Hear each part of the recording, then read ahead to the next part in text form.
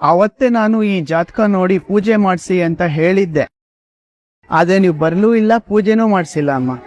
ಕ್ಷಮಿಸಿ ಗುರುಗಳೇ, ಬರ್ಬೇಕು ಅಂತಾನೆ ಇದ್ದೆ. ಮನೇಲಿ ನಾನಾ ತೊಂದರೆಗಳು, ಅಷ್ಟರಲ್ಲಿ ಇವನು ಕಾಣಿ ಆಗ್ಬಿಟ್ಟ. ನಾವ್ ಏನೇ ಅನ್ಕೊಂಡ್ರು ಹಣೆ ಬರದಲ್ಲಿ ಏನ್ ಬರ್ದಿರತ್ತೋ ಅದೇ ಆಗೋದು. ಇವನ ಯಾವ ಜನ್ಮದ ಕರ್ಮ ಫಲನೋ ಅವನ ಅಪ್ಪ ಅಮ್ಮನಿಂದ ದೂರ ಆಗ್ಬೇಕಾಗಿತ್ತು, ಆಗಿದ್ದ.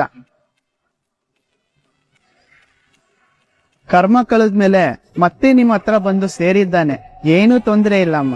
ಆದ್ರೆ ನನ್ ಮಗ ಚೆನ್ನಾಗಿರ್ತಾನ?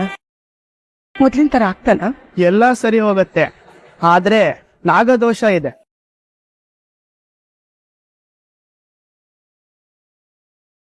ನಾಗದೋಷನ? ಅಂತ ತಪ್ಪು ನನ್ ಮಗ ಏನು ಮಾಡಿಲ್ವಲ್ಲ? ನೋಡಿ ಅಮ್ಮ, ಎಲ್ಲ ಈ ಜನ್ಮದ್ದೇ ಆಗಿರಲ್ಲ. ಕೆಲವೊಂದ್ಸಲ ಜನ್ಮ ಜನ್ಮದ ಕರ್ಮ ಇರ್ತವೆ. ಇವ್ರಿಗೆ ನಾಗರಕಲ್ಲಿಗೆ ಪೂಜೆ ಮಾಡಕ್ ಹೇಳಿ ಎಲ್ಲಾ ಸರಿ ಹೋಗತ್ತಮ್ಮ. ಸರಿ ಗುರುಗಳೇ. ನಾಳೆ ಮಂಗಳವಾರ, ಕಾರ್ತಿಕೇಯನ ವಾರ, ಆಶ್ಲೇಷ ಬಲಿ, ನಾಗದೋಷ ಪರಿಹಾರ ಪೂಜೆ ಮಾಡಿಸ್ಬಿಡೋಣ. ನಾಗದೋಷ ಇದ್ದಾಗ ವಿಷ್ಣುವಿನ ಆರಾಧನೆ ಮಾಡೋದು ತುಂಬಾ ಮುಖ್ಯ. ಯಾಕಂದ್ರೆ ಆದಿಶೇಷನ ಮೇಲೆ ಶಯನ ಮಾಡೋನಲ್ವಾ ನಾರಾಯಣ ಸ್ವಾಮಿ.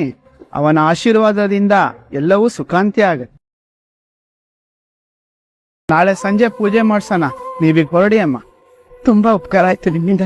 ಆ ಭಗವಂತ ಹೆಂಗೆ ನಡೆಸ್ತಾನೋ ಹಾಗೆ ಆಗ್ಲಿ ಅಮ್ಮ, ನಿಮ್ಗೆಲ್ಲ ಒಳ್ಳೇದಾಗ್ಲಿ.